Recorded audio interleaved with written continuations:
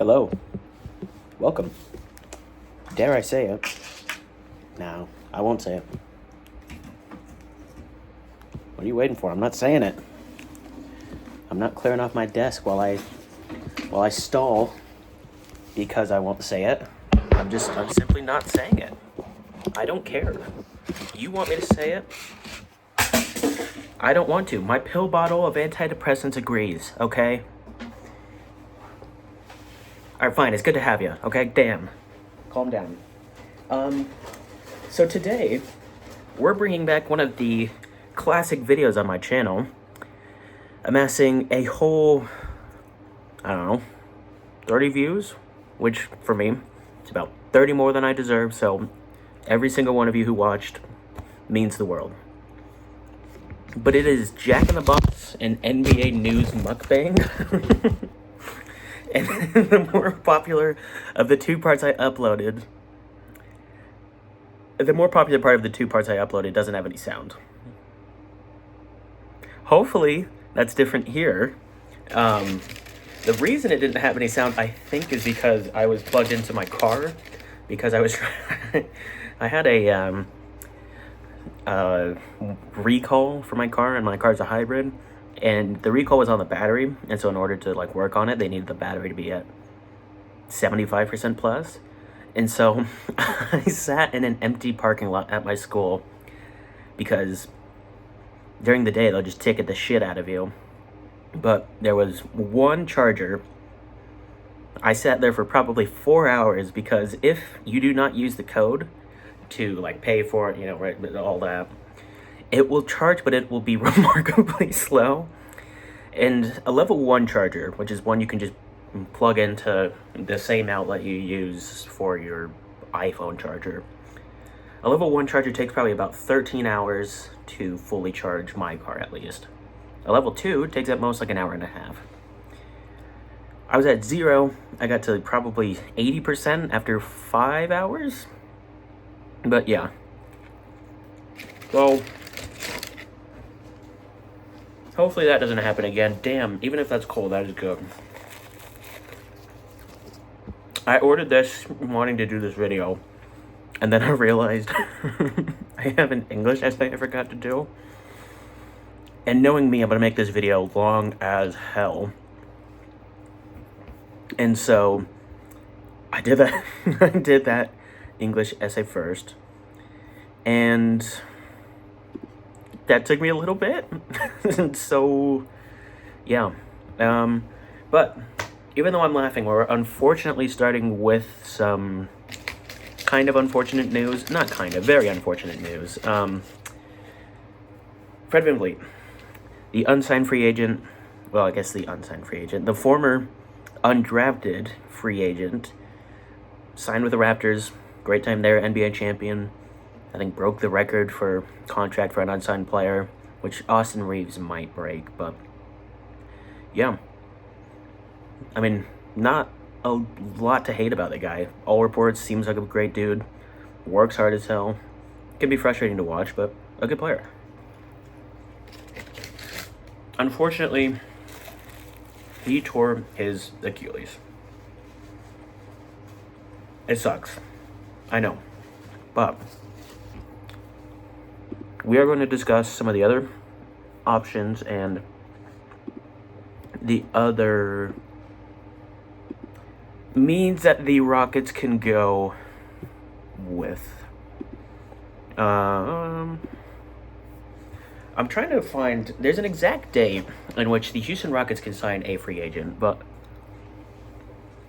I'm trying to find it, but it's not. Someone said Ben Simmons, Quentin Grimes, and Russell Westbrook are their options. Hell no. Okay. So from my understanding, well, no, how do I do just recent? Past 24 hours, fine. May miss season, okay.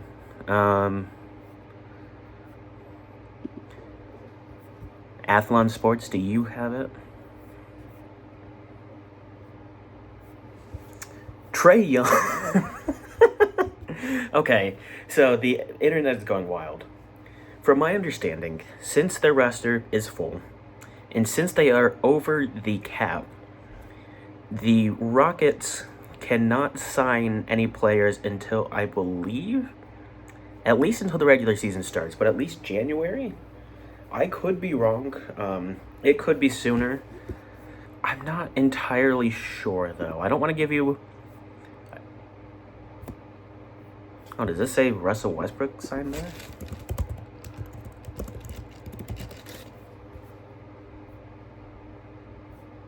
No, that's just blatant misinformation.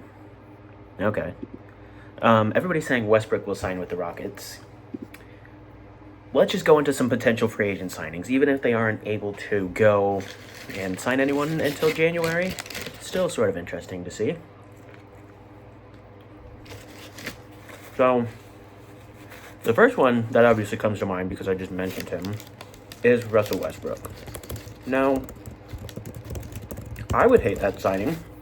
Not because I hate Russ, even though people have said I do. I don't. Not because I hate Russ, but because I hate that fit. What the Rockets need most is shooting and functional passing. Some creation would be nice. Russell Westbrook cannot do that. He can pass functionally, but not at an elite level, I would say. He can't really create anymore. But is there any other options? I mean, let us look and see. We'll look at just exclusively point guard for now. Just because, I mean, of course, Van Vliet, point guard. I know his 2K card might have him as a shooting guard too, but he's a point guard. And yes, we will get into a little bit more sort of who this affects. That's wild. They have Liam Robbins, who I don't hate, listed over over Tristan Thompson. Okay. So for options on who they could sign, there's not a lot of great ones. I'll be totally honest with you. The one at the top of the list currently for most people is Danilo Banton. Now, for anyone who hasn't watched my channel before, you will know I'm not a huge Danilo Banton guy. I think he's a totally fun player, but I also think he's low-key shithouse. And I don't like him on this Rockets team, right? Like, he simply can't shoot. He just can't, right? Like, he is unable to consistently hit shots. He's unable to, I mean, really, if we're being harsh, be a functional NBA player. Terrible defensively, can't really pass. I mean, what are you going to do with that? But the ones that I would, the players, sorry, I was trying to get my laptop to work, so I know that was rambling, but the players I would have interest in for the Rockets are, and none of them are admittedly great options, but Blowjob Boston Jr. Now, BJ did get, I think, waived, or maybe had his option denied, or, you know, just wasn't picked up, wasn't re-signed, whatever, recently with the New Orleans Pelicans. But I don't hate BJ. I think he would be an interesting fit. He's not a great shooter, but he can be an okay defender. He can be a solid rebounder. He can hit some open shots and make some functional passing. I mean, there's a reason the guy's in free agency at, 23 years old? But I think he's good. I'll be honest, I don't think he's the worst option out there. Like, I think he would be a good fit. I think he can play the 1 or 2 if you want to shift on men down. Ideally, you get somebody who can create a little bit more and shoot a little bit. And I'm not going to say the obvious name of Malik Beasley, because despite what his agent said, Trevor Booker... That's funny. I'm politicians on the mind. I heard Booker, and rather than thinking Devin Booker or even Trevor Booker, I immediately thought of Cory Booker. But immediately ruling out the Malik Beasley option, just because until we know for sure that he is not in the gambling investigation. His agent said he isn't. He's just not the main point of the gambling investigation. Like, his lawyer's talking through his ass. I wouldn't hate that signing. He would want much more than the Rockets could give him, however. I still would want somebody with a little bit more playmaking, but, I mean, if he's there, that wouldn't be the worst option, right?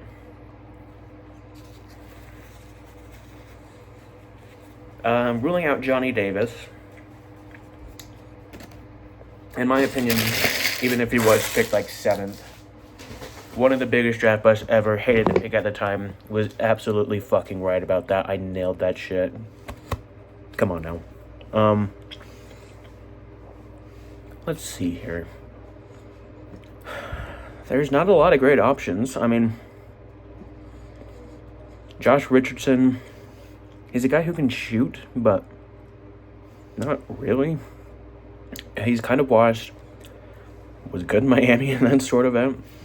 I would like a Delon Wright there just because of the defense and passing, and I think he would be a Rockets coach's guy. Sorry, a Udoka guy.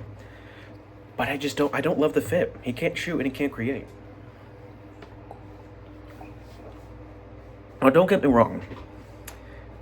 Van Vliet at this point in his career is not any sort of like elite creator or elite passer. He's fine at both. But somebody being fine at both was really valuable for that team. You'll see this year, usage went down quite a bit. I mean, this is why Şengün's percentages were sort of wonky. His usage went down a bit, and they let a lot of the other guys cook. But even somebody who can pass, hit the right pass, and hit bailout threes is key. I think Delon Wright could be that guy, but I also don't think his shooting is consistent enough to really be that. Marjon Beauchamp, probably not. I mean, again, I don't love any of these options. Seth Curry is an option. Not much of a ball handler, not much of a passer. Malachi Flynn, again, the shooting. We can talk just Ben Simmons. I don't love it. Again, it's sort of in the why not Westbrook train of thought. And it's just because I want somebody who can create their own shot and not be a useless cone on offense. Patty Mills might not be a terrible player for them, even if he's not that good anymore. Cameron Payne, I actually would like. Somebody who can shoot a little bit, somebody who can create his own shot. Take some of the usage off. I mean, none of these guys that I'm mentioning, by the way, are going to play much anyways, right? Like, they're going to play Reed, maybe Holiday, or maybe they shift all men down and play KD at the 2, and then, I don't know, Josh Okogie at the 3 or daily fantasy sports. I don't know. But there's just not really any good options. So let's look at potential trade targets.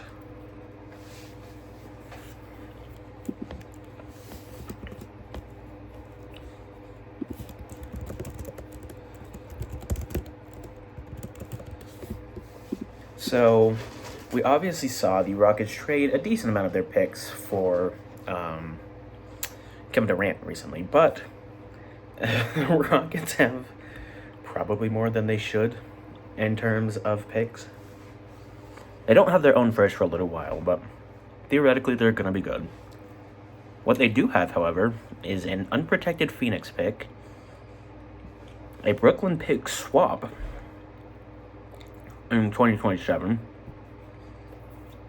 their own first in 2028, the more favorable of Dallas or Phoenix's pick, and then they have their own picks for the rest of the time. So they have some assets. I mean, that Phoenix pick is going to be good. That Brooklyn pick could be good. Like, as much as I like Nolan Traore, I don't think he fixes that problem immediately. As much as I thought... Apparently we've been saying his name wrong. I'm trying to remember how to say it. Igor Doman? I'm trying... I'm trying to remember how he says it. Because apparently, even in like Summer League, BYU, Euro League, he's never been like, actually, guys, my name is how pronounced like this. No. Just randomly on a podcast, he's like, my name is Yegor Doman. So I guess fuck us, I don't know.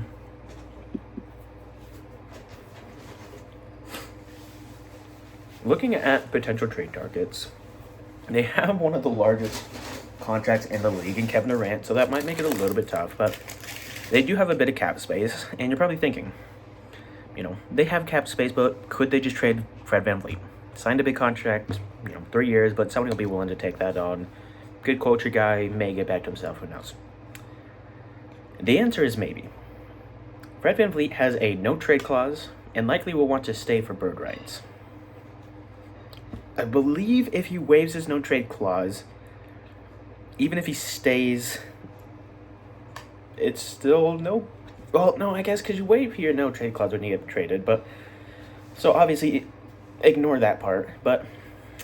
He would likely want to stay there, because, one, I guarantee you a lot of his family's in Houston, and two, get that bag, playa. So... that probably eliminates moving him. Let's see.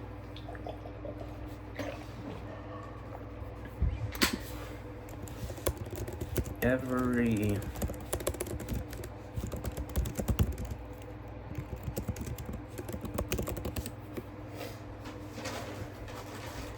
we go. Team salary cap tracker. I don't know why I added a at the end, but these tacos suck. I don't know why I got 6 of them. So, okay, well, get out of here, Magic the Gathering Spider-Man set. Okay, so the cap is not as bad as I thought. They're basically right at the middle. They're like $2 million above the Washington Wizards. Now, the Washington Wizards have an expensive team, like more expensive than you'd think. They did trade Marcus Smart, but keep in mind, got Chris Middleton, got CJ McCollum, still have Rashawn Holt. Like, it's an expensive team, but they are $48 million over the cap space. But I don't know why it's not showing me the aprons.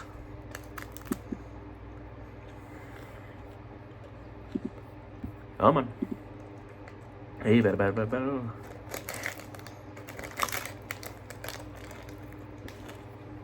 I swear to God, I thought Sports Track showed me this.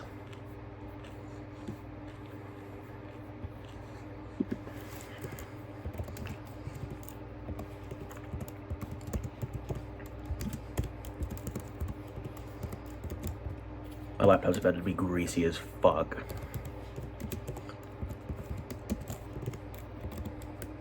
They also were out of regular fries, which, like, fuck me, I guess, but, curly fries, bro.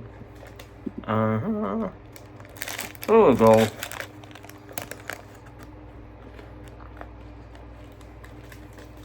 I had to specifically search up apron tracker, but whatever, it's fine. Okay. Where are they? Oh, this shows they're even lower. Well, they are 7 million away from the first apron, according to this, but according to these... Oh, no, that's all NBA player contracts, sorry.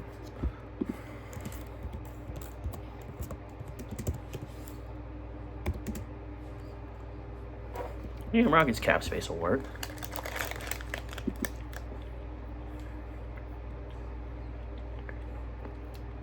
Okay, so the salary cap is $154 million. Their total salaries for the year are $134. Okay, so they have a lot of space. Now, Kevin Durant is expiring. You're going to want to extend him. You do have, I guess Smith got his new contract. You do have Eason expiring. And then funny enough, you have most of these players not technically under contract, but that makes me worried. Like, am I tripping?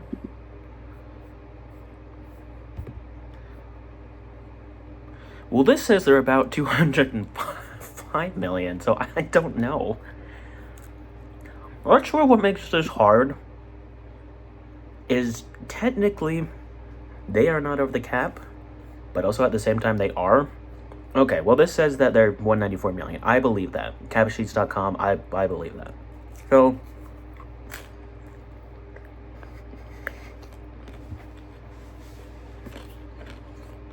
they are okay, so with all salaries and tax, they are over the first apron and they're hard capped in there. Nowhere near the second apron, but well, about 13 million away.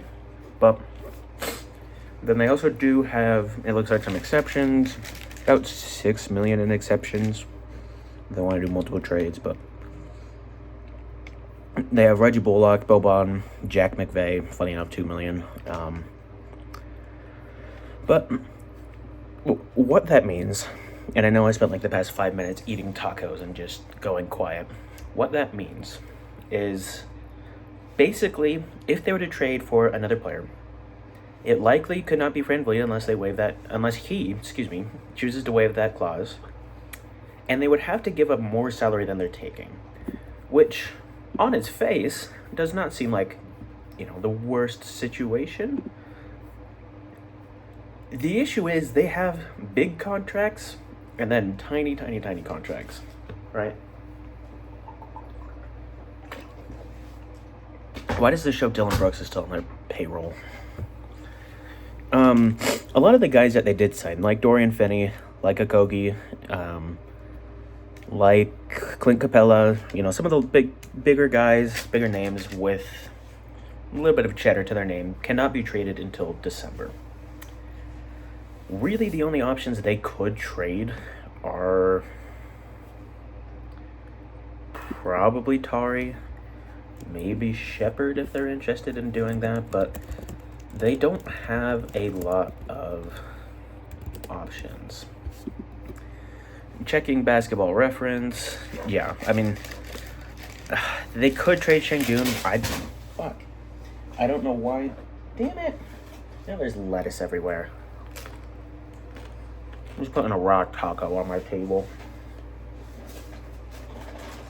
So basically, they don't have many options unless they either wait until December or Fred VanVleet waives that clause, which he will not do. So they're sort of stuck. A lot of the guys, again, cannot be traded until December-ish. I mean, there's a little bit more nuance to that, but assume December for when most of these guys can or can't be traded. Well, not can be traded. That is the recently signed exception, a rule I don't love, but sort of get. I mean, it's for the player's benefit. Like, I know how much trades can sort of fuck up players in their lives and stuff, right? Like, I've heard Roger Bell talk about it a bunch. I mean, it's not great, so I get it. From a fan's point, hate it. From a human being standpoint, with emotions and empathy, fine. But they don't really have many options, and so I know I said we're going to talk about some of those options, but unless they're deciding to trade for somebody on a low contract and they're willing to package somebody like a Jabari, well, no, because I guess he extended too, so okay. Unless they're willing to trade somebody like a Şengün, like a Shepard, I don't think they trade Allman, but like a Tari, or unless they're willing to wait, they don't have many options. So, what do? My guess is they probably start Reed at point guard. I don't love it. I don't love it at all, quite frankly. But I mean, let's look at their other guard options. Shepard, Holiday, Jonathan Williams. Not there anymore. Where's Amen? Oh, they have him listed at small forward. Okay. So, my guess is this. What they end up doing is they start Reed Shepard at point guard. Right? Like, we knew they had a big emphasis on increasing his role. Honestly, he was shithouse last year. I'm worried because very rarely do older players come in not be very good at all, fail to even hit. I mean, I know he shot like 50% from three in college, but failed to even be a decent shooter in the NBA. I mean, we can look at his stats, but anyway, I mean, all that to, yeah, 33%. All that to say, we know the Rockets really want to prioritize him. They've come out and said it. We know that he would have had an increased role anyways. And ultimately, they need shooting. Because, I mean, let's just go through that projected lineup. Reed, Amen, KD. If they want to do the double big, then it's Şengün and Adams. But it's probably Jabari and Şengün. It's a lineup with not a lot of passing. Theoretically, Reed can do that a bit.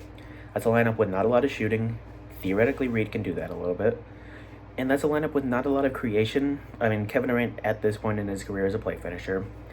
And theoretically, Reed can create a little bit. 6'2", but has a bunch of big dudes around him. Looks like he can pass a bit. I'm not confident, I'll be totally honest, but we will see. They could start Aaron Holiday. Ime Udoka's like better Doc Rivers. Well, I thought he was older coming in. Okay, so he's going to be 20. Like, not young, but 21 is not atrocious. But my guess, again, they start Reed. They could start Aaron Holiday, but again, not a lot of creation in that lineup. They could start Amen at the 1. But again, not a lot of creation in that lineup. And then that takes a bit of creation away from the bench lineups. Who else? I mean, that's sort of it. Like, unless they manage to trade for, like, Malik Monk in December, I think this hurts them a lot. They were my finals pick going into the year. Losing your starting point guard will definitely hurt my opinions on your odds, but all of that to say this. This team will still be good. As much as I hate some of his minutes, Ime Udoka, his minute decisions, Ime Udoka is a good coach. Simple as that. Sketchy pass, right? Like, I know he did allegedly, I don't know for sure. No, he did some not great things in Boston, but his time in Houston has been successful. Admittedly, he's replacing Steven Silas, who is just like Monty Williams on crack. He's like, I'm just going to be here. Do your thing. But somebody I am worried about a little bit is Şengün. I think this could lead to more of a usage bump for him. I am worried about Amen, but less so. If I'm worried about anything with him, it's just more usage leads to worse defense. But I love Amen. I had him second on my mock draft the year he was drafted. Feel like I've been right. Anyways. What was I saying? Oh, yeah. Van Vliet was able to stabilize that offense in a way that nobody else really could. Van Vliet, even though he didn't do it a ton last year, was able to get Şengün into some better post spots. Van Vliet was able to pass with the ball in his hand. Şengün is much more of sort of a connected passer, worker type, elbow worker type. And ultimately, I worry that because of some stats bias, fans at the very least, maybe not coaches, although Ime Udoka, generally when something goes wrong, tends to blame our man, Şengün. But I just worry with increased usage and with not less help, but with less people who can help him get in his spots, I worry that's really going to affect him. Sorry, my mom texted me. Like we saw, he shot like 40% at the rim last year because he had nobody to set him up. Well, not he had nobody to set him up. They made it an effort, like an explicit effort to not set him up, to let him work. Even if he improved at that, say you got to 50%, which is okay, not great for a center, but okay. He still has somebody else to set. Like, I am worried about this Rockets team. I know this is rambly. It's 11 at night. I just had a long day and an important conversation, so my brain is cooked. But I'm worried about this Rockets team. Not a lot of shooting, very limited creation, limited options. I mean, Kevin Durant might average 36 and 4. Damn near funny enough what he averaged in Phoenix. But we're going to have to see. Maybe we see Kevin Durant shift down to the 2 or play more of a 2 type role. I do worry that 38-year-old Kevin Durant, 37, 38-year-old Kevin Durant, playing similar minutes to what he did in Phoenix last year, and we saw what happened in Phoenix last year, is going to lead to injuries, and even if they're not severe, it's going to lead to an already old dude with torn Achilles and foot injuries galore, just wearing down that body more, and with age, making it harder to recover. I don't know. Maybe I'm being a bit nihilistic here, right? Like, if there's a team that could figure it out, it's them.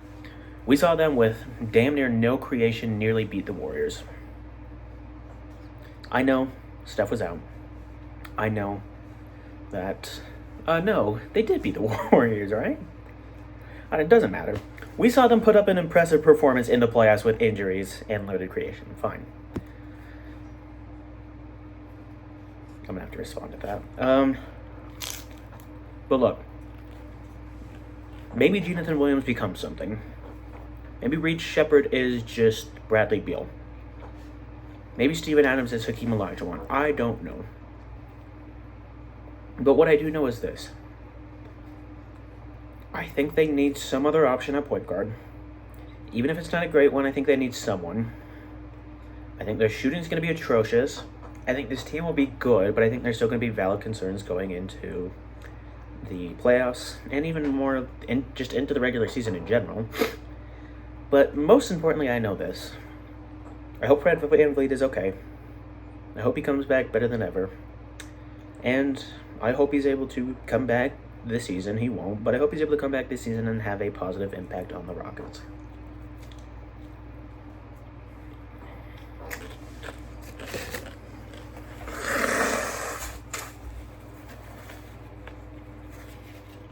I forgot the taco schnotch chat. Sorry, let me. Oh.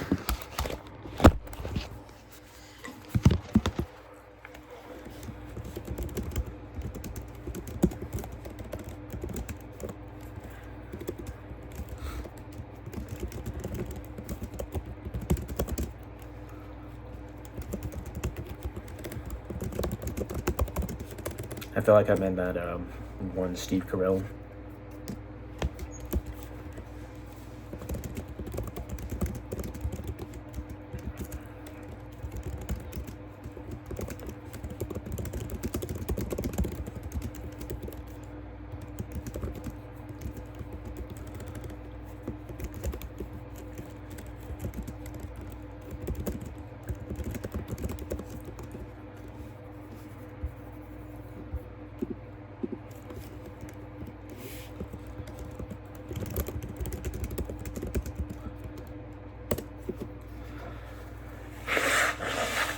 Taco boogers now, chat? I mean, taco farts? President of the United States taco? And no, I'm not referring to like his fupa taco. And even though, and I want to change it, so saying this means like, oh, you got the balls to do that? Donald Trump is the one exception where saying he's too much of a pussy to do something is negative. He's a pussy is negative. Although I guess referring to like he's a penis or he's a scrotum is not inherently positive or negative. Just he's a urethra. Either way, I don't fuck with the guy. Just political science majored. I'm an educated student with empathy. So, yeah, I'm not gonna fuck with the guy. But what I do fuck with is the Indianapolis Colts. Now, I'm not going to say it. Actually, we're all going to say it on 3. 1, 2, 3. Jet fuel cannot. No, I'm just kidding. No. Daniel Jones has been good. I thought he'd be good. I didn't think he'd be this good. I don't think he'll continue to be this good. I said this last week, and you can go see this. It was funny enough, around the same time I uploaded this, and I was still having meds that I was quitting wear off. I am now, but to a lesser extent. But I just don't think Daniel Breeze. Well, yeah. I don't think Daniel Breeze is prime Drew Jones. Simple as that. A translation for normal people, I don't think Daniel Jones is prime Drew Brees. And that's the pace he's on average, or that's the season he's on pace to have. Like prime Drew Brees, 40 touchdowns. Before this game, he was on pace for like 5,000 yards at like 73% completion. Like, it's absurd. It's just not going to happen. You look at the teams they've played. Miami, shithouse. Just no bueno at all. I don't know why I'm in that Discord. I left it, I thought. But no bueno, not good really at all. I mean, there's like Jalen Phillips. I know they lost that old ass DT to the Vikings. Or not the Vikings, excuse me, the Hawks. Who else? I don't know. I just know that defense is shit. I went through it a little bit more last week. They're bad. As it turns out, the Broncos defense is maybe bad. I don't know. Like, maybe last season was just like a fluke of hell. Like, maybe it's just like the Grizzlies starting off hot and then just being shithouse. Like, hey, you know, maybe having Pat Surtain set in the corner is not the best option. But I didn't watch this game against the Chargers. I actually think they looked, well, that's not true. I watched a decent chunk of this game against the Chargers. I watched like most of the third and all of the fourth. I was busy during the day, so like whatever. You can look at the stats. They're not great for anybody. The Chargers defense might be a little bit more legit than we all thought, or the Broncos just might be worse than we all thought. But sorry, I have 100 things going on. I have severe ADD, and I take Tylenol, so you know. But long story short, to just end my incoherent rambling, the Broncos defense at the very least was severely injured last week, and it showed. The Titans defense had nobody at defensive line, and if they were able to tackle, this would have been a similar game, if not exactly the same completion-wise as Daniel Jones has currently. But go watch that game. There is an annoying amount of bootlegs, right? I mean, it's like, I give Shane Steichen credit. He knows how to run offense that makes a young defense look bad. Is that hard to do? Not really. Like, I'll be honest. As soon as he ran a bootleg and the whole entire team was on the left side of the field, meaning a huge bomb to Josh Downs. Not a great throwing bomb, honestly, but a huge bomb to Josh Downs was completed. Yeah, I'd run the shit out of bootlegs again and again and again. And they did. And even when they were covered, missed tackle after missed tackle after missed tackle after missed tackle after missed tackle.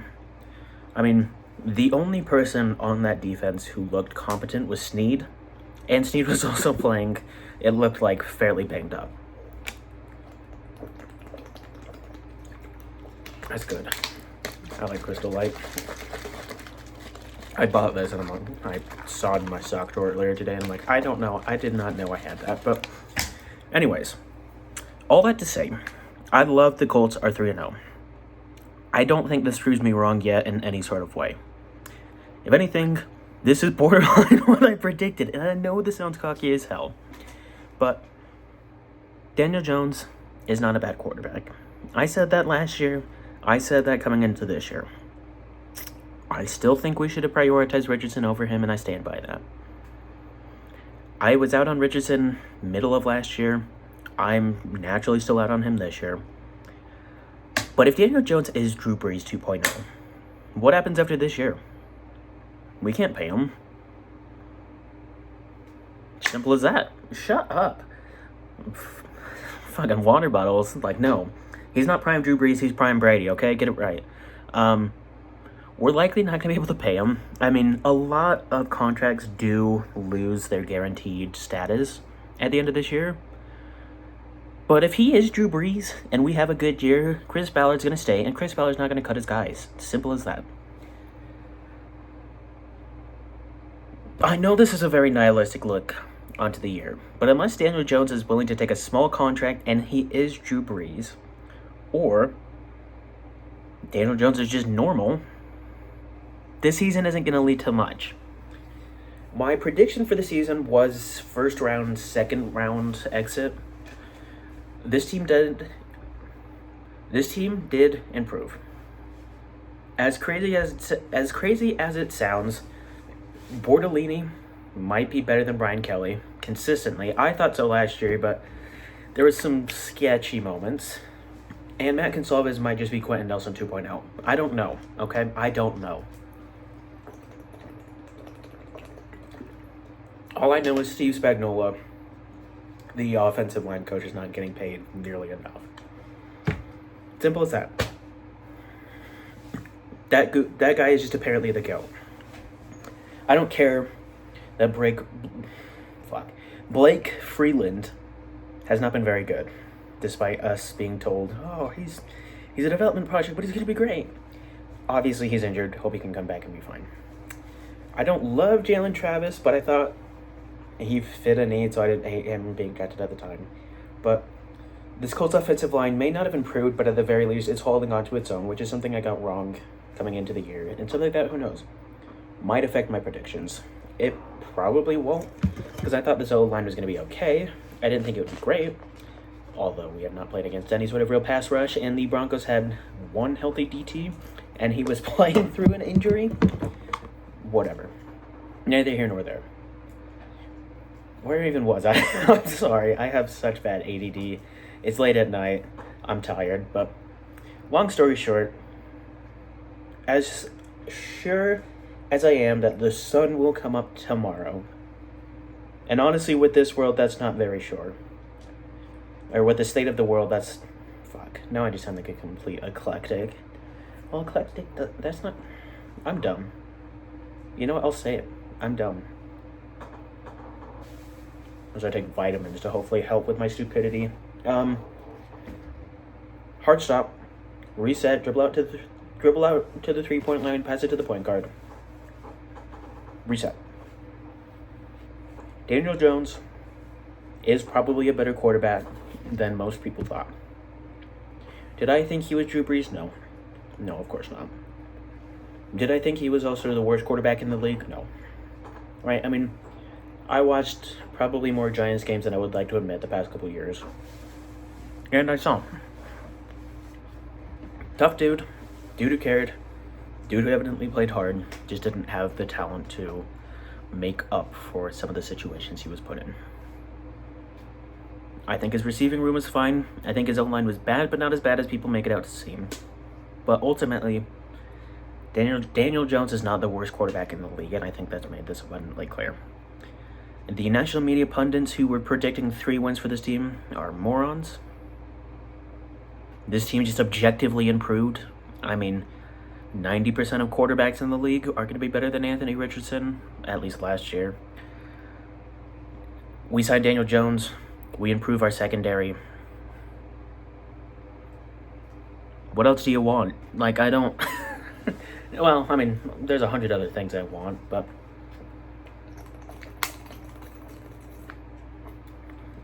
Anyways. I am concerned that against a good defense, this Colts team just crumbles. Daniel Jones, from my memory, has, I think, in the capacity of, in some country, some variation, some foreign language, whatever, has a completion percentage of about 50-ish% under duress, under pressure. Now, this Colts offensive line has been one of the best at keeping him clean. Daniel Jones' time to throw has been fairly quick. But we're going against the Rams next week. And as much as I like the Broncos' defense, I think the Rams are pretty damn close. I thought their secondary was going to be worse than the Broncos, but apparently I'm wrong. Apparently the Broncos are just us of last year. Now, they played okay against the Chargers with a little bit more health, but anyways.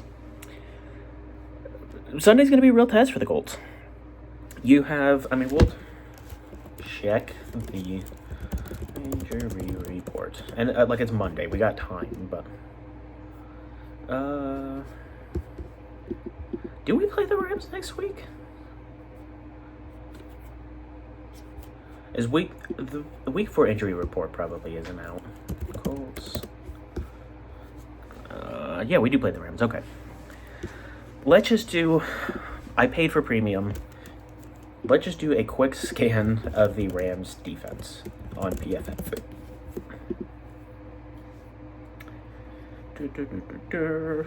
So Puka Nacua is the best receiver in the league according to this. I'll be honest, as much as I hate BYU, that might be right. Honestly, Matthew Stafford, third best quarterback, probably not, but whatever. And even still, we're not here to look at the offense, we're here to look at the defense.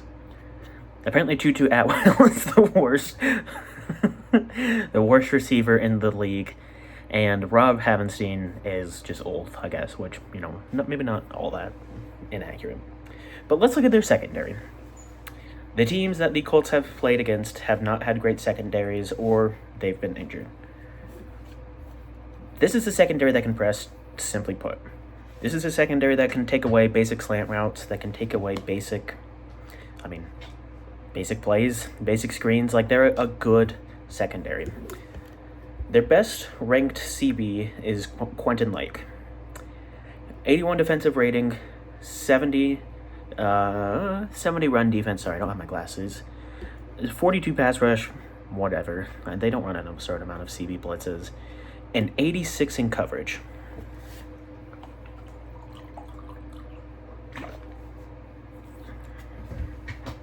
Yeah, he's good. He's good. Simple as that. He's pretty damn good. And the Colts could have had him. Just saying. Ballard would not have drafted him, especially because I think he was a round 6 pick, but whatever. The worst ranked CB on their team is Emmanuel Forbes. Emmanuel Forbes is a first-round pick from 2 years ago. Starting off with a pretty bad year so far, but I guess he hasn't really had many good years.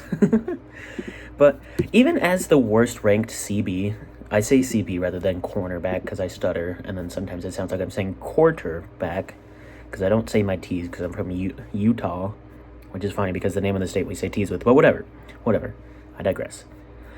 But with the worst ranked CB on their team, still a 53 defensive rating, still a 34 run defense, still a 60 pass rush, and still a 60 coverage. Let's comp that to the worst CB on the Colts. And it's going to be Xavier Howard. And I was so right on that. I was so right. I ended up being left. Okay? Sorry, liberals. Checkmate atheists. Not really, but...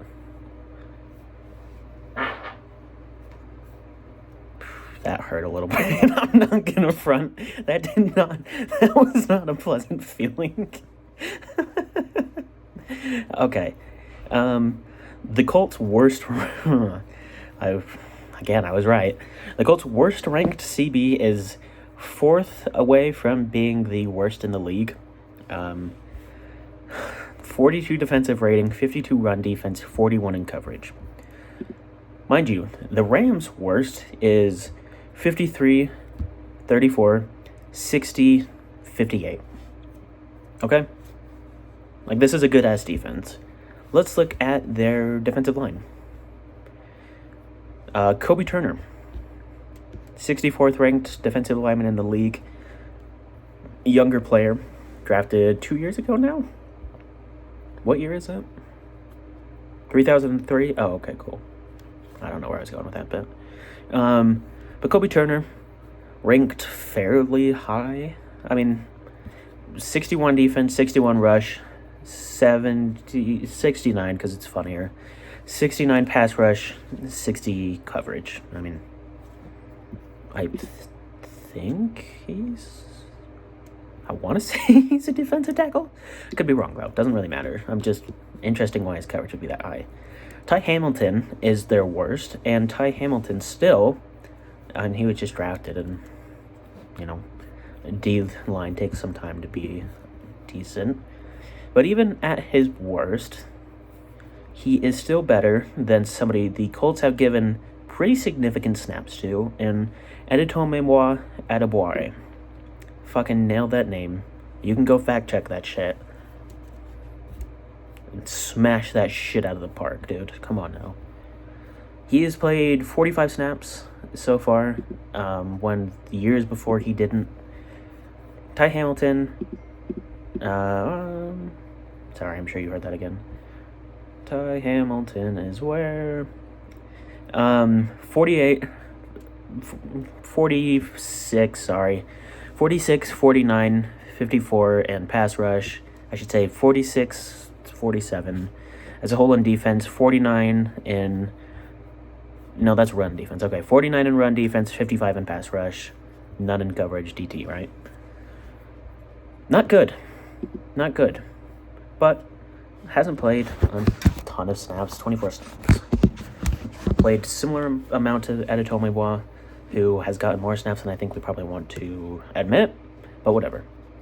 Let's look at their probably next most used defensive lineman, and that is Tyler Davis. Tyler Davis is a defensive tackle, big old boy, 6'2", 300. I mean, just an absolute unit. His defense is graded 69, run defense 69, pass rush 60. To compare that to the Colts, and I should say too, 83 snaps, so not a ton, but a rotation player. So we'll compare him to somebody on the Colts. We'll go with... they've played a weird amount of defensive linemen. No, he's played 23. What about Neville? Neville, 43. Okay, well, shit. He's played much more than I would have thought. I mean, there's two guys who play significant snaps on the Colts, and it's Buck and it's Grove, but whatever. All that to say, Tyler Davis, good player. Good run defender, good pass rush, okay pass rush. I mean, to compare that to somebody on the Colts, like Grover Stewart is 60. Stewart, not a great pass rusher, but fine. Bucks this year is 66. Samson Ebukam, I know he's edge, but 55. JT Tuimoloau, Jesus. 58. Latu, 71. Had an interception and fucking broke the rankings. Taekwon Lewis, 60. Quiddipe, 56. He's actually been shithouse, and it's kind of frustrating. I'll be totally honest with you. But a good player. And yeah, we're going to do this for like the whole team, just because I want to enunciate and really place an emphasis on how much better this defense is than the other teams. We'll even just do a brief run through of the other teams, so we won't go into depth like we did have with this one. Brendan Fisk, 67 defense grade, 77, sorry. I thought that was 77.8. My mouse was sort of covering it. 77 run defense, 50 pass rush, 64 coverage. Solid. Really good. Poona Ford, weirdly enough, one of my favorite players to watch. Just a ton of fun. And also Poona Ford is just a fantastic name. And he apparently he's also returned 3 punts. Oh, no, he's probably played... he's probably played blocking or coverage on that. But 76 defense, 80 run defense, 65 pass rush, 60 coverage. Byron Young, 84 defense, 61 run defense, 85 pass, 81 coverage. Josiah Stewart, 60 defense, 61 run defense, 60 pass rush, 63 coverage. Jared Verse, 87 defense, 67 run defense, 85 pass rush, 63 coverage. All that to say, this is a good-ass defense. Let's look at, well, I don't know, the Dolphins. The Jacksonville Dolphins. No, wrong animal. Let's take a quick look at their roster. Their best CB is Rasul Douglas.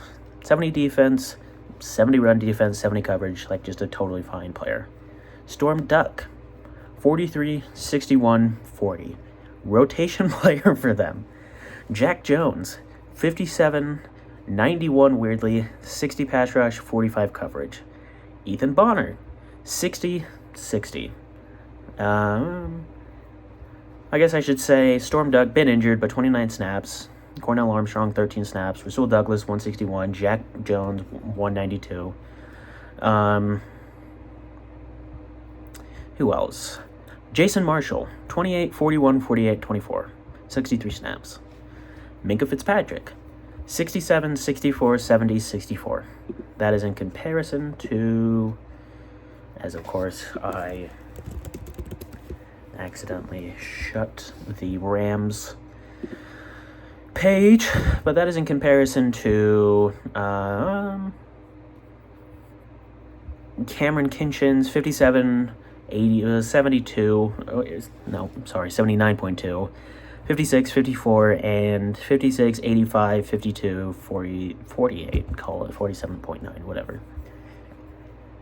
Minkah, their highest ranked defensive player. To back up, or I guess play alongside Minkah, 56, 34, 68, 67. Ifetea Melifonwu, 45, 64, 60, 43. At linebacker, 61, 81, 56, 43. 65, 62, 67, 65. D-line, 64, 69, 50. I forgot about Matthew Butler. Actually, it hasn't played a ton, but Jordan Phillips, 53, 53, 54. And Kenneth Grant, 38, 36. We'll say 39, 36, 55, 58. Zach Sealer, 42, 54, 42, 43. Matthew Judon, 54, 55, 53, 65. Chop Robinson, 40, 45, 50, 61. As I chop a Robinson in my pants. Chubb, 43, 38, 55, 51. God. Jack in the box is trying to jack into my box. Jalen Phillips, 64, 63. 63, 57, 73, 46. Okay. So in comparison, an atrocious defense. Simple as that. Let's compare that to the Broncos. Mind you, Broncos were not healthy. Middle of the league in points scored. Riley Moss, 55, 61, 66, 67, 53. CB. Jade Barron, 57, 76, 51, 54. Jaquan McMillan, 78, 71, 91, 71.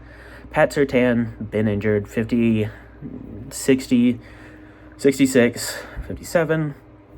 Talanoa Hufanga, 64, 83, 55, 58.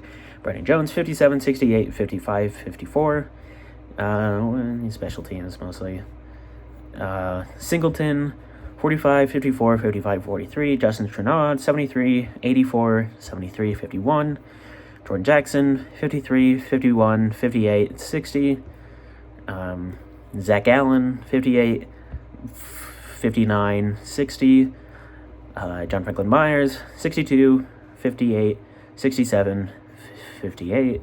DJ Jones, 70, 61, 73, 59. Ayoma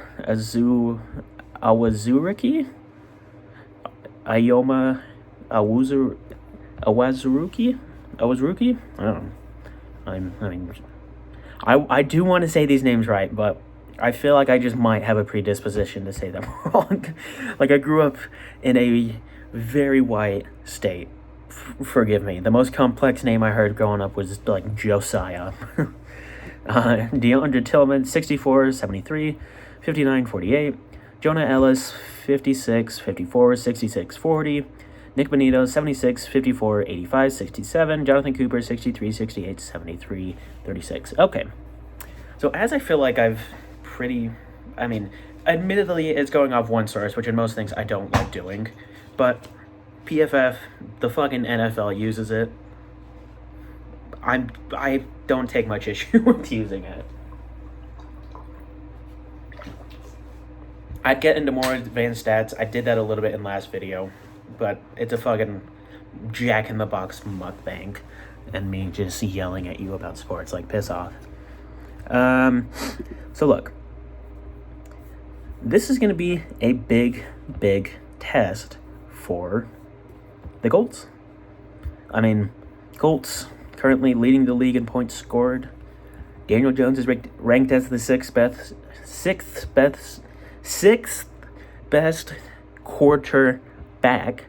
Sally sells seashells by the seashore. There we go. Josh Downs, 11th. Somehow, funny enough, him in 11th. Oh my god, that's his number. Jonathan Taylor, 8th. Warren, 6th. Bort, 7th. Matt Consalves, 18th. Big Q, 4th. Bernie, 22. Braden, 31. So, even with a god-tier offense, like, we punted once. Even with a god-tier offense, rankings are fine. Like, they're good. But, I mean, there's aspects that are, like, a little like, oh, wonder why that's so low, especially if you're leading the league in points, but whatever. They have Luke Tenuta at guard. Fuck you. He's a tackle. Jack Wilson, I don't even think he's on the team anymore. I could be wrong, but... So, look, all that to say, this is going to be the biggest defense... Well, I say biggest defense. This is going to be the biggest test that the Colts have had in terms of going up against a good defense. I mean, we talked about this a little bit last week, but the Titans, as much as I think their defense is interesting, it was very injured and also still very, very young. Simple as that. So look, until I see this for 10 weeks... I am not really willing to admit this is real. I'm not willing to admit that the Colts will punt 6 times this season, which is what they're on pace to do. Insert Illinois joke like that one announcer. Well, I guess Illinois punted a lot, so whatever. But I'm not willing to say that the Colts are going to score on 75% of their drives, 80% of their drives. I'm not willing to admit that Daniel Jones will go from being cut to a top 5 quarterback in the league. I'm not willing to admit that 2 additions and 2 players leaving is enough to make this team the best team in the NFL. I'm not willing to admit that Shane Steichen has radically changed his coaching philosophy, because I don't think he has. I'm not willing to admit that this is the best offense in the NFL, because even with great play, when it came down to real, actual plays, we saw a lot of flaws. Anytime Daniel Jones has tried to pass it deep, it's been, well, short. Anytime the Colts have been in clutch situations once, they've had to get bailed out. Anytime that Jonathan Taylor may, be having a bit of a harder time against a blitz-heavy team, they'll go for it on 4th and medium, and then likely won't get it. I mean, I'm unwilling to admit that this Colts team has had some substantial change. Some substantial change. Really, Owen? Actually, you know what, Owen? It's 11:40. Give yourself some slack. I'm unwilling to admit that this Colts team is the best, at least offensively, in the NFL. Does that make me a hater? In the words of Clips, so be it. Actually, I think they were both on the court. Whatever. But look, I've said this before. I'll say this again. I want to be proven wrong. We are 3 weeks into the season, however. The Colts have gotten incredibly lucky with injuries. The Colts have gotten incredibly lucky playing against teams with injuries. And I will say, defense, we'll talk about the defense after, why not? We'll even do it now. The Colts offense has gotten incredibly lucky going against defenses that are not healthy. Barring some unforeseen meteor strike happening in LA, which honestly you never know, the Colts offense might not be great. Even if the Titans were able to tackle, the Colts offense would have been fine, but not nearly as good as it was last week. If the secondary is able to play to the level I think it is at, not even to the level I think it can play at, because I honestly think the secondary can be better. I quietly really like this Rams team. But if the secondary can be at the level that they've shown they can be at, I think that's going to give the Colts a lot of issues. Their defense is ranked 4th, special teams 30th. Actually, a little surprised. I thought the Colts might be that. But all that to say, I don't know how well the Colts will do against this team. Now, how well the Colts will do against this defense. I don't know how well the Colts will do against this offense even. On Sunday, apparently, Kyren Williams has a 21% chance for over 100 yards. Puka has a 34% chance for over 100 yards. Matthew Stafford has a 10% chance for over 300 yards. Does that mean anything to me? Not really. I'll just be totally honest with you. I don't know. Maybe that's good, maybe that's awful. I timed that beautifully. I'm sorry, I'm smelling my own farts here a little bit. But just to go back to this Colts team, let's even look and see where they're ranked at defense-wise.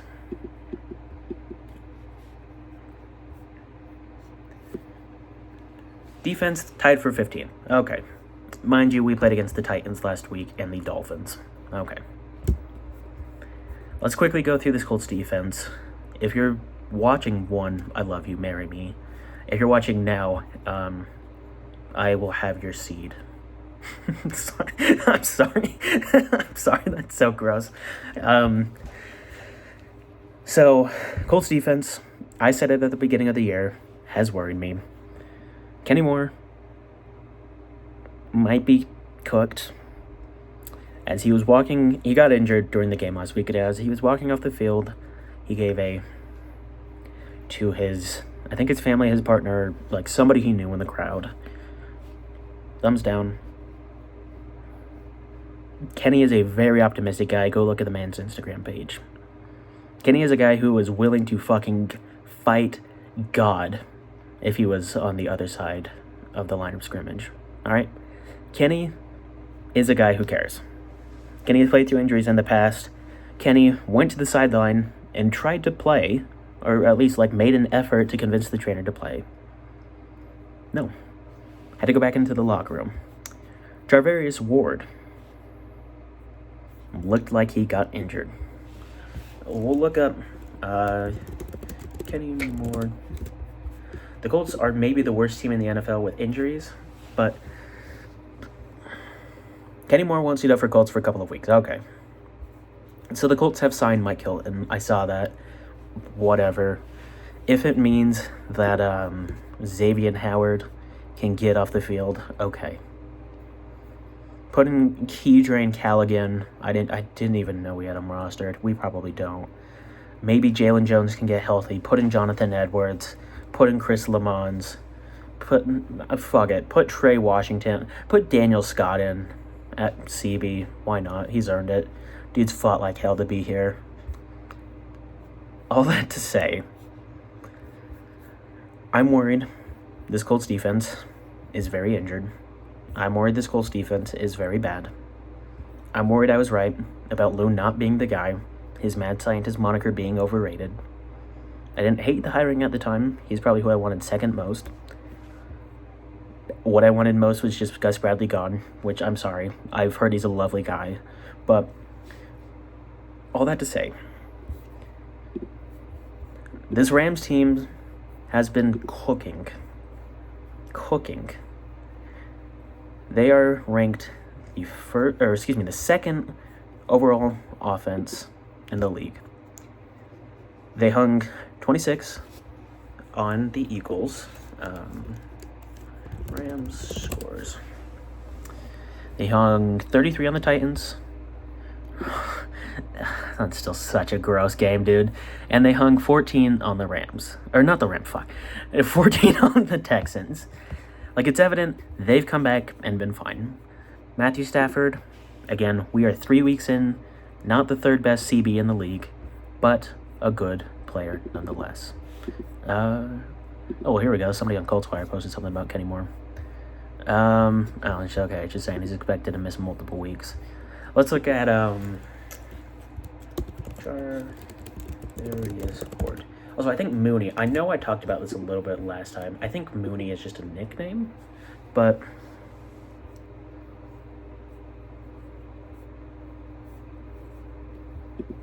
okay. I thought I saw him walk off the field for the game.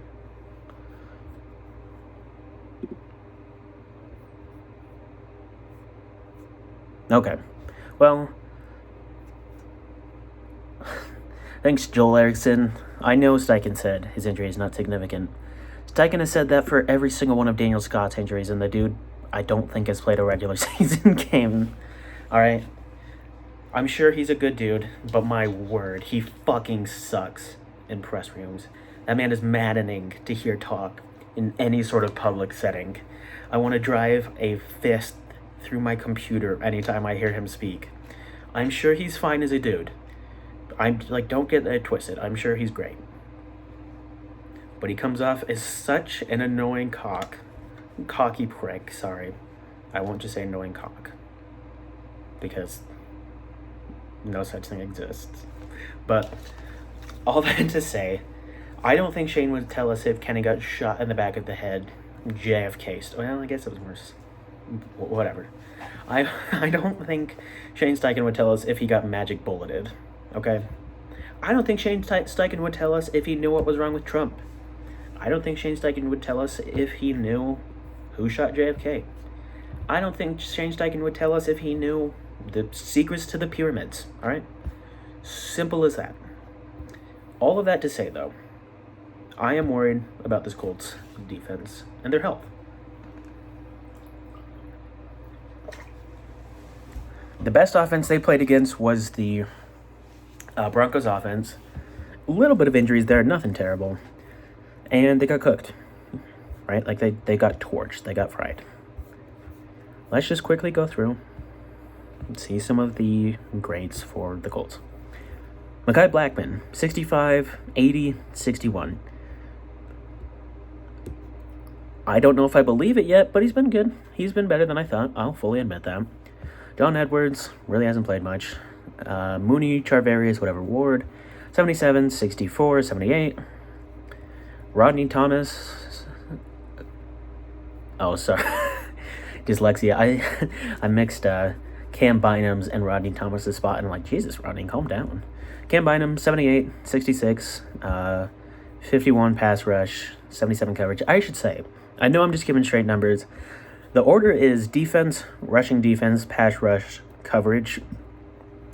For what we're talking about right now, only the second and third matter. The defense one is just sort of indicative of, like, all their grades. It might even just be, like, a direct average. But Nick Cross, 73, 85, 60, 66. This is where I'm most concerned. Joe Bacci, channel favorite, hero to all, hero to many. I know, sweat, whatever. 60, 50, 65, 66. Now for a backup LB, that's not bad. Just simply put, that's not terrible. I honestly think that giving him even a 50 in run defense might be a little bit generous. Colts run defense has not been good. It just hasn't. Colts LB play has not been good at stopping run defense. And with a good running back in Kyron Williams, I worry we're going to get torched. Cam McGrone played 42 snaps, 28, 66, 52, 27. So glad we didn't sign any other linebackers. Zaire Franklin, 35, 53, 52, 38. Maybe he needs to quit and go to podcasting. I don't know. I know that's harsh, but like, I'm teasing. Adetomiwa Adeboire. We talked about it a little bit. Neville I actually really like this signing at the time. He's been better than even I thought. 80 pass rush, had a sack last week. Grow 74, 76, 59, 60. Okay, that is pass rush. I was gonna say 60 run defense for Grove. There's no way. 65, 57, 66, 61 for Buck. That needs to get going. Samson Ebukam has played a weird amount of snaps, more snaps than Latu. Taekwon Lewis has played more snaps than him. It's been odd. I'll keep it a buck.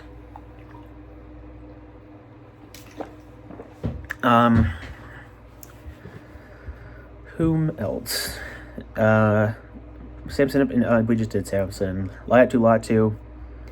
I'm going to read his grades, and you're going to think, holy shit. I mean, welcome back,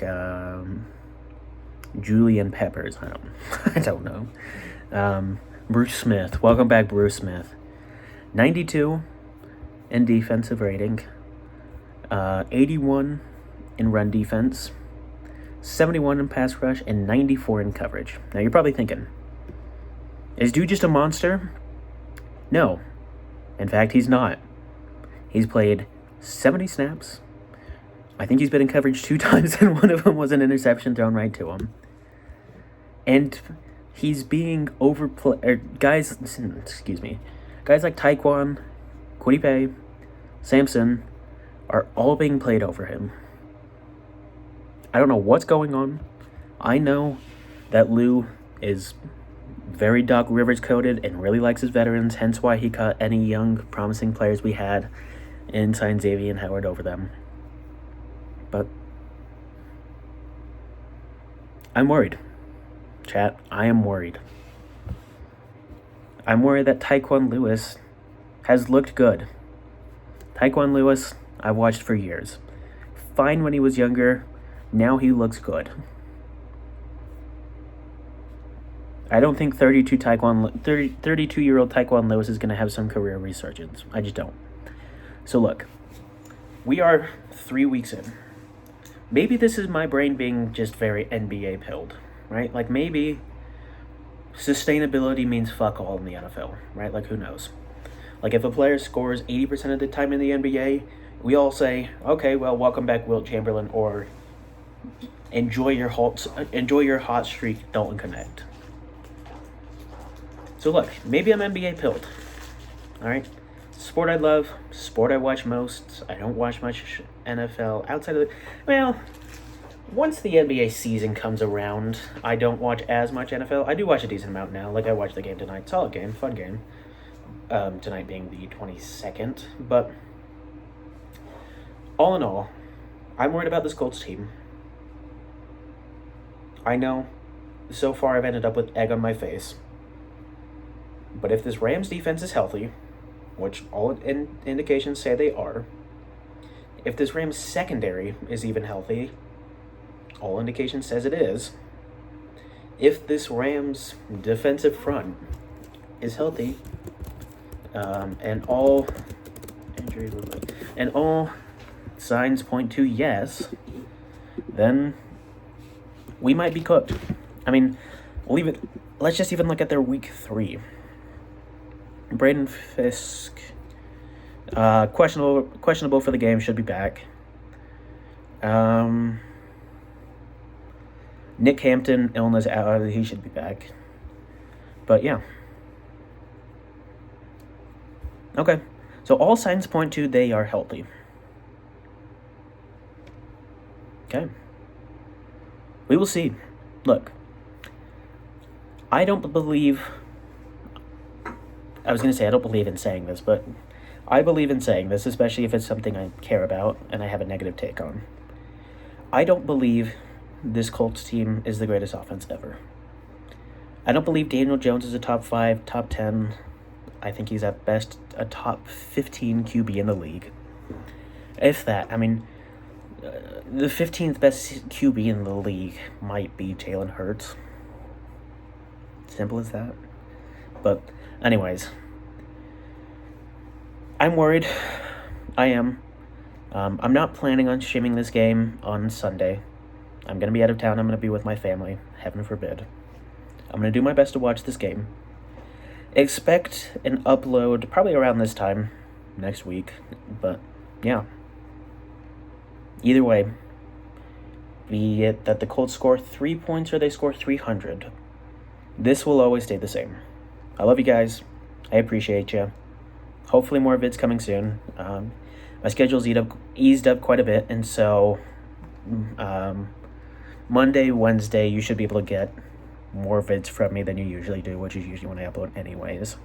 But yeah, longer vid today. Hopefully you enjoyed. I'll fully admit I took this idea from the Uniball channel. If you like me, go follow them. They're about 3 bajillion times better than me. Awesome dudes. I'm in their Discord. But yeah, I love you guys. Thank you for watching. I'm wearing a Utah State, but go you. Devin Dampier. Okay, fine. I will never get my hopes up. Fuck Danny Ainge. Fuck the police coming straight out the underground. FDT. I heart you. And peace.